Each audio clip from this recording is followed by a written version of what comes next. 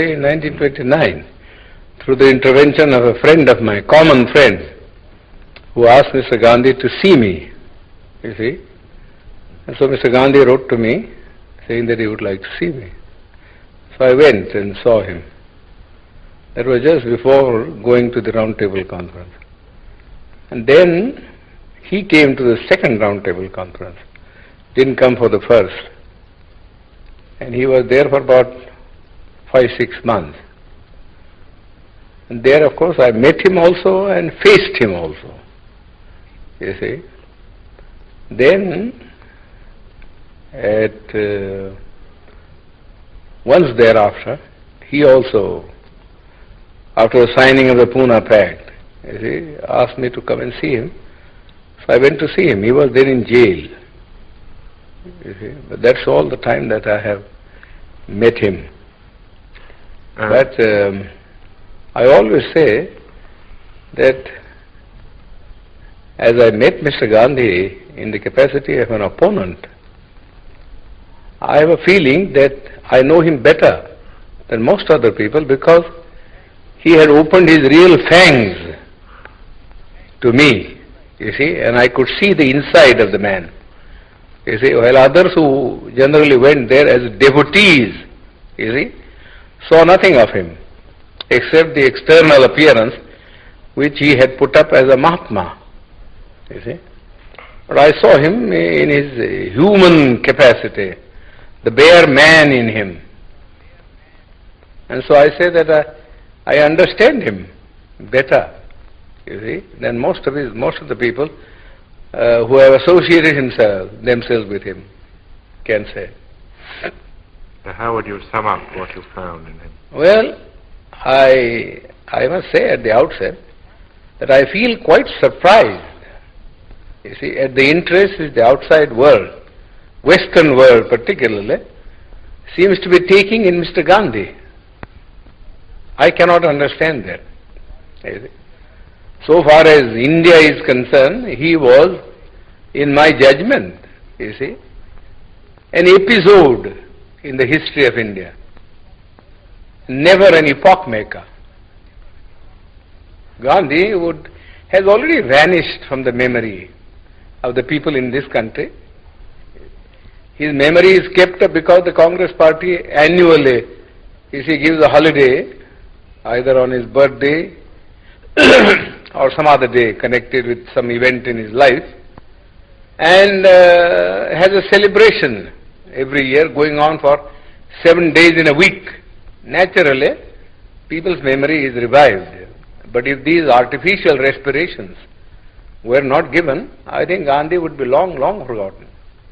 You don't feel then that he fundamentally changed the aspect of... Not at all. Not at all. In fact, he was all the time double dealing. He conducted 2 papers, one in English, the Harijan, you see, and before that, Young India. And in Gujarati, he conducted another paper, you see, which is called the Deenbandhu or something like that. Now, if you read the 2 papers, you will see how Mr. Gandhi was deceiving the people. In the English paper, he posed himself as an opponent of the caste system and of untouchability, you see, and that he was a Democrat. But if you read a Gujarati magazine, you see, you will see him a more orthodox man. He has been supporting the caste system, the Varnashram Dharma, and all the orthodox dogmas, you see, which has kept India down, you see, all through ages. In fact, somebody ought to write Mr. Gandhi's biography by making a comparative study of the statements made by Mr. Gandhi in his Harijan and the statements made by Mr. Gandhi in this Gujarati paper. There are 7 volumes of it. You see? The people, the Western world only reads, you see, the English paper where Mr. Gandhi, in order to keep himself, you see, in the esteem of the Western people who believe in democracy, was advocating democratic ideals, you see. But you got to see also what he actually taught to the people in his vernacular paper. Nobody seems to have made any reference. All the biographies that have been written of him, you see, are based upon his Harijan, you see, and the young India, but not upon the Gujarati writings of Mr. Gandhi. Then what were his real intentions with regard to the scheduled castes in the structure? Well, he only wanted, you see, there are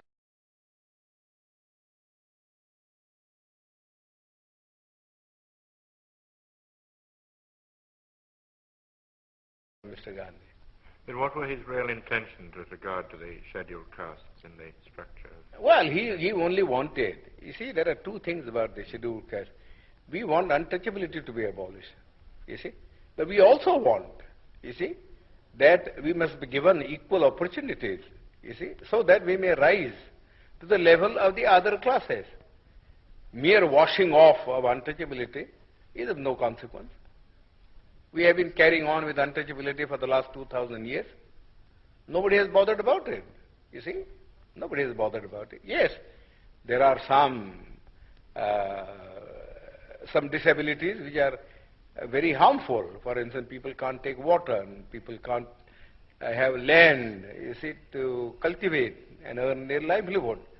But the other things which are far more important, you see, namely that they should have the same status, you see, in the country, and that they should have the opportunity to hold high offices, so that not only their dignity will rise, but also they will get what I call strategic positions from which they could protect their own people. Mr. Gandhi was totally opposed. Totally opposed. You see?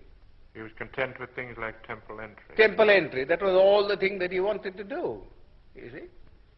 You see? Which is a very, nobody cares for Hindu temples now.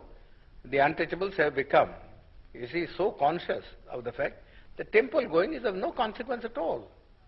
You see, you live in the untouchable quarters, just the same, whether you went into the temple or whether people, just as for instance, people at one time would not allow the untouchables to travel by railways, you see, because of pollution, you see.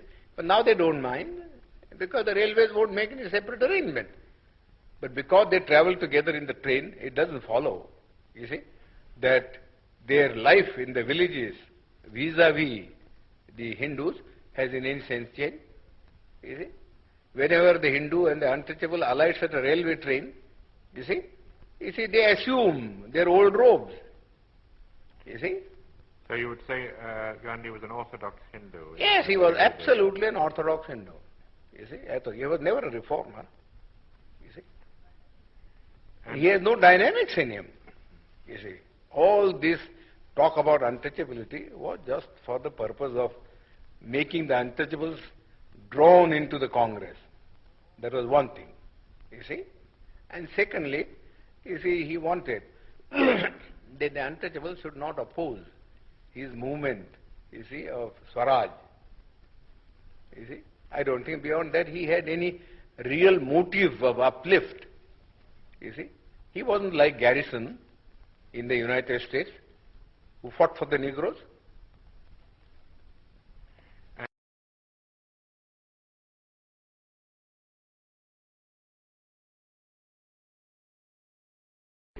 Now, casting your mind back to the Pune Pact, the Yorubda Pact, Yes. can you remember a little of what Gandhi said to you and what you said to him? Oh, I know it very well. I know it very well. You see, the British government had, in the original award which MacDonald had given, you see, had accepted my suggestion. I said, look here, the Hindus want, you see, that there should be a common electorate, so that there will be no separatist feeling between the scheduled caste and the Hindus. We think that if you have a common electorate, we would be submerged, you see, and the nominees of the scheduled caste who would be elected would be really slaves of the Hindus, not independent people. Now, I told Mr. Ramsay MacDonald that this is a sort of a thing, you see, that he might do. Give us a separate electorate, you see, give us a separate electorate, and also give us a second vote in the general election. You see? So that Gandhi cannot say that we are separated in point of election. First of all, my contention was this, that for 5 years, you see, we live separately from the Hindus, with no kind of intercourse or intercommunication, you see, of a social or a spiritual sort. You see, what can one day's cycle of participation, you see, in a common electorate do to remove this hardened crust, you see, of separatism which has grown for centuries? It's a foolish thing to think that if two people vote together, you see, in a common polling booth, you see, that their hearts are going to change. It's nothing of the kind. Mr. Gandhi has got this madness in him. Well, let this be satisfied, you see, by this kind of a system. Give the untouchables 2 votes, you see, and give them a population representation of ratio, so that the weightage would be in terms of votes and not in terms of representatives, so that the Gandhi and others may not complain. You see, that Ramsay MacDonald accepted. You see, the award was really my suggestion. I wrote to him a letter from Naples, you see, that this is what I would like him to do, you see, so that there may be no trouble. This is exactly what he did. You see, gave us a separate electorate and also a vote in the general electorate. You see, but Gandhi didn't want that we should send our 2 representatives. You see, therefore he didn't want the separate electorate part of the award, and went on fast. You see, went on fast. Then they all came to me. They said, well, the British government said, if he agrees, you see, to abandon the award, then we have no objection. You see, but we can't abandon the award ourselves. We have given the award, we have taken all things into consideration, and we think this is the basis. You have to read Ramsay MacDonald's letter. It's a very clear statement that we haven't done anything to aggravate the separation. You see, in fact, we are trying to bridge it up by bringing the 2 sections together in a common electoral roll. But Gandhi's object was that we should not get, you see, free, independent representatives. Therefore, in the first place, he said, no representation ought to be given to us. That's how his stand in the Round Table Conference. You see, he said, I recognize only 3 communities. You see, namely, Hindus, you see, Muslims and Sikhs. These are the only 3 communities that will have a political recognition, you see, in the Constitution, you see. But the Christians or the Anglo-Indians or the scheduled caste will have no place in the Constitution. They must merge themselves in the general community. That was the stand that he had taken. Well, all his friends, I know, you see, were asking him how foolish was his attitude. You see, his own friends had quarreled with him on this subject, that if you are prepared to give, you see, special representation to the Sikhs and special representation to the Muslims, who are 1,000 times superior in strength, you see, and political and economic stamina, how can you deny it, you see, to the scheduled caste or to the Christian? You see, he always used to say, oh, you don't understand our problem. You see, that's all he was saying. Alexander even, who was a great friend of his, had a serious quarrel with him, as he told me. Then that French woman, who was his disciple, I forget her name now, you see, she also had a great quarrel with him. That we don't understand this attitude. Either you say, we won't give anything to anybody. Let there be just a common role. You see, then we can understand that that's a democratic thing. You see, but to go on saying that you will give it to the Muslims, you see, and you give it to the Sikhs, you see, but not to the scheduled caste, seems absurd. You see, he could give no answer. He could give no answer. So we suggested this method. He also didn't, in the beginning, when he wrote a letter, Ramsay, he said, no, the scheduled caste should have nothing. No representation, you see. Then his own friend said to him, this was asking for too much. You see, nobody would support you in this matter. Then Malviya and others came to me and said, well, could you not help us to solve this problem? You see, I said, well, I don't want to solve this problem by sacrificing what we have been able to get from the British Premier. So you went to Pune. As I said, I suggested the alternative formula. And that formula was that I am not prepared to give up the separate electorate, but I am prepared, you see, to modify the thing. You see, in this way, namely, that the candidates who would stand in the final election on behalf of the scheduled caste should be first elected by the scheduled caste themselves. Sort of a primary election, you see, and that they should elect 4 people, you see, 4.